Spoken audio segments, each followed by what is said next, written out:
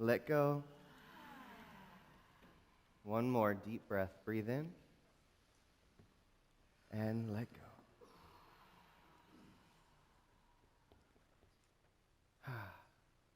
Thanks for that song, Beth and the CSL band. If you want to change your life, if you want to experience everything you want, if you want to live in gratitude, just stop complaining. Really. That a couple years ago at one of the CSL retreats, there was an invitation for all of us to engage a practice of try not complaining for 28 days. And they gave us all these little bracelets. And they said, every time you find yourself complaining, give yourself a little snap and see what happens. And if you find yourself complaining, your 28 days starts over again. And if you could make it through the 28 days, I guarantee you will see things differently. Give it a shot. So this month, the month of October, our theme we're going to be churning over is playing with paradox, which I think is fun. Because I actually think that this idea of playing with paradox is kind of the core message we get from most spiritual traditions that tell us that all is one. And here in the center in Science of Mind, that's the core of our philosophy, right? This idea that this thing we call God is the universe, is consciousness, is me, is you, is the breath we breathe, is every particle of existence, is pure perfection. And then here we are. Right? There's only one of us here, and yet I'm up here, and you're over there. Right? And so we have to, spirituality invites us into this contemplation of paradoxical ideas. Can we hold one idea that seems opposing to another, like there's only one of us here, and yet we are clearly separate from each other? In fact, I really enjoy my personal space, right? So there's this dichotomy, there's this difference in the deep spiritual truths and then the experience, the reality, what shows up. And I actually think that this idea of playing with paradox is an invitation into mystery. Because if we're willing to sit with truths that seem opposing to each other, in a way that invites us to ask a higher question, we're being drawn into something more. Right? Now, there's also cognitive dissonance, right? Which is where I say I believe one thing and then I show up in a different way, or I say I believe this and I have another thought that just totally cancels that out, right? That's something we need to check for ourselves. But then there's the play of paradox. There's the invitation to hold what seems like differing truths and claim the highest truth possible. So as someone who's trained as a Science of Mind practitioner first, before being a minister, one of the things that we are trained to do as practitioners is to pray.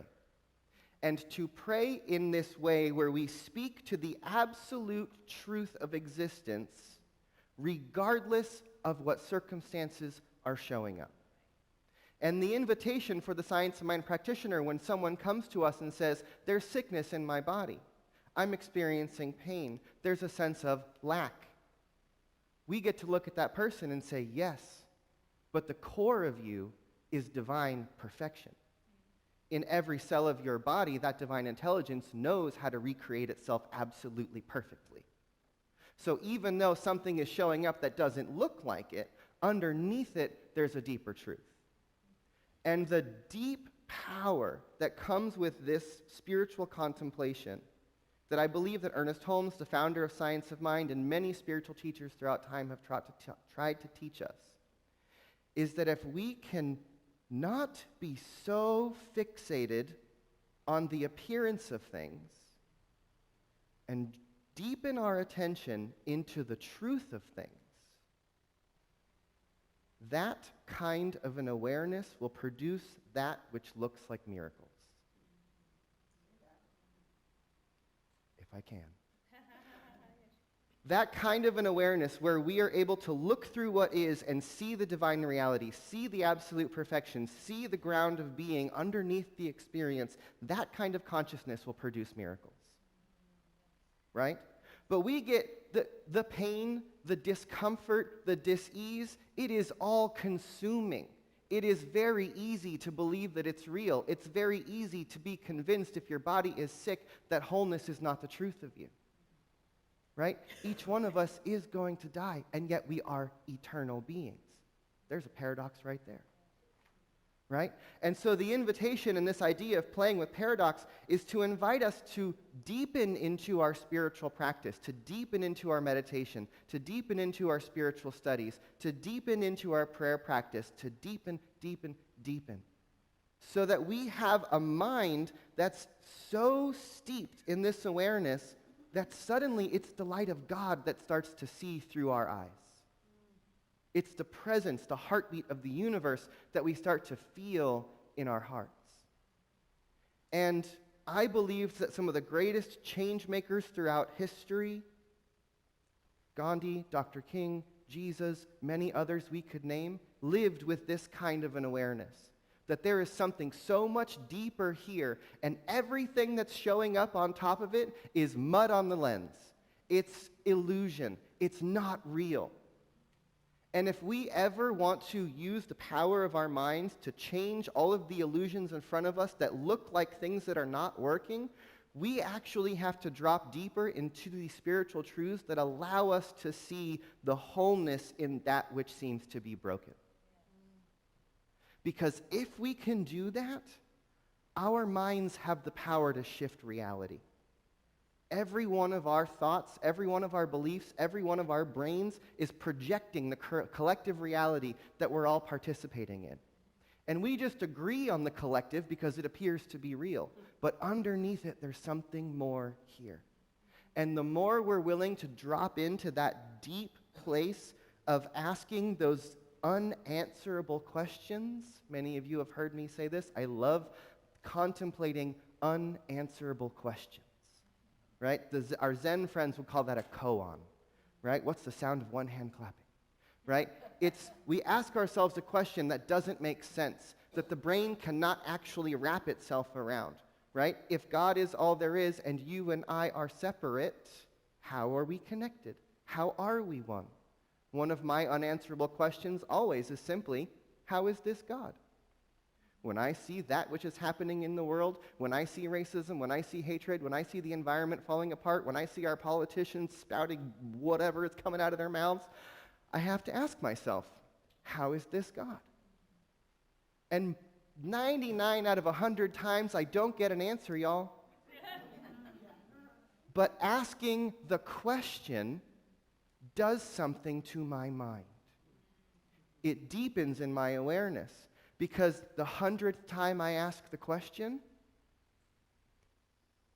a little pop might happen, where I suddenly might see the divinity. I might see how this bad might lead to a greater good. I might see how there's a wound here that needs to be healed. I might see how there's an invitation that I can't hear if I'm looking from the level of what is.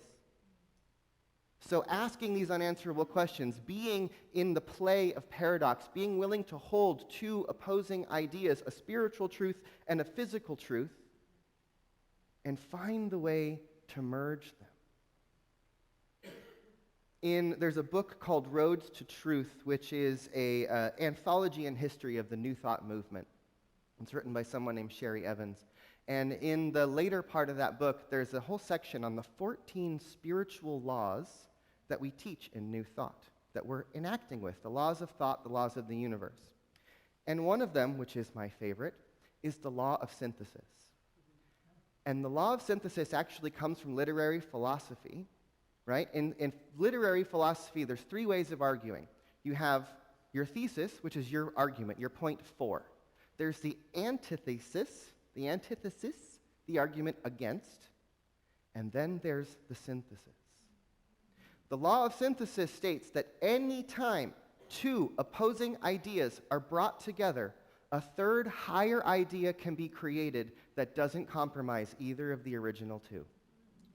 I'm going to say that again.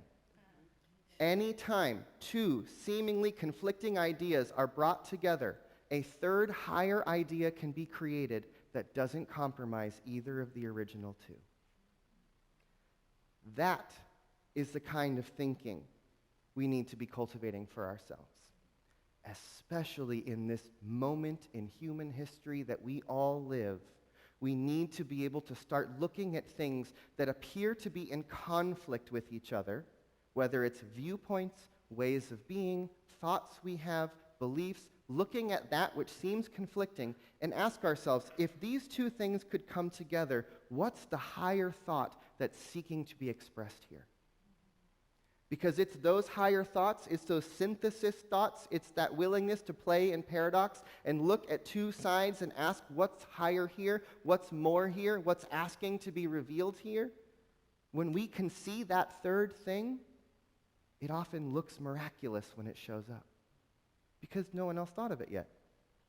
So when we become the place where a new thought happens, new thoughts can start to trickle through our minds. New ideas can start to move in our collective consciousness. New things can start to show up. We can start to perceive in a different way. And so,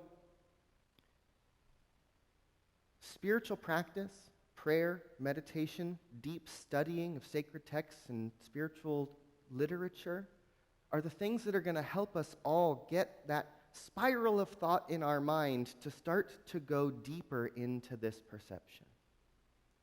Because I guarantee you can't just do it if you're just walking around on the surface of things. You have to be willing to look underneath, above, around, but we can't just go floating through. We're not going to see it. We have to drop into the deeper depths of our practice in order to see through the ick of what is and see into the isness of truth. Because there's a whole lot ick that can capture our attention. And so much of it seems very, very real. But there's something deeper, something more real that is trying to express through all of us. And I actually think that it's our inability to see it, to feel it, to actually be willing to look for it, that is what causes all the discord and the dissonance in the world. Because so many of us have forgotten that there's a deeper divine truth to who we are, that there's a deeper divine life to the life of the planet, that one is living and breathing in everyone, in every person, in every face, in every circumstance. God is the only thing happening. If we don't know that, it's really easy to walk through this world of reality and feel hurt, triggered, angry, afraid. And so many people are living in that space right now. And so in order to be the opposite of that, in order to bring that in, we have to be the place who's willing, each one of us, the place that's willing to look for the more, to look for the deeper, to be willing to hold two conflicting ideas and see how they could come together to bring about a new higher idea for ourselves, for our community, and for the world. Because what the world needs right now, more than anything, I think, are people who are willing to look at both sides of any conversation and say, what's the higher truth that both sides are asking for? And think about our nation. Think about things that are happening in the world. On some level, no matter how much we think we disagree, there is some higher truth that we are all screaming for. We just can't see it yet. Because we think we're asking for different things. We think we're on opposite sides. We think we are in opposition to. We have to drop into a deeper place to see the something more. So take a deep breath in. Let that go. Take another deep breath in.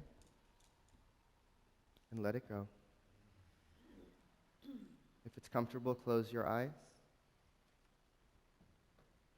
And as we breathe, I just want to remind each one of us once again that we are being breathed by something greater than ourselves. That indeed there is only one of us here. That there is only one life. That life is God's life. That life is perfect. And that life is the life of me and the life of each one of us. So let us first and foremost, above all things, hold that one truth,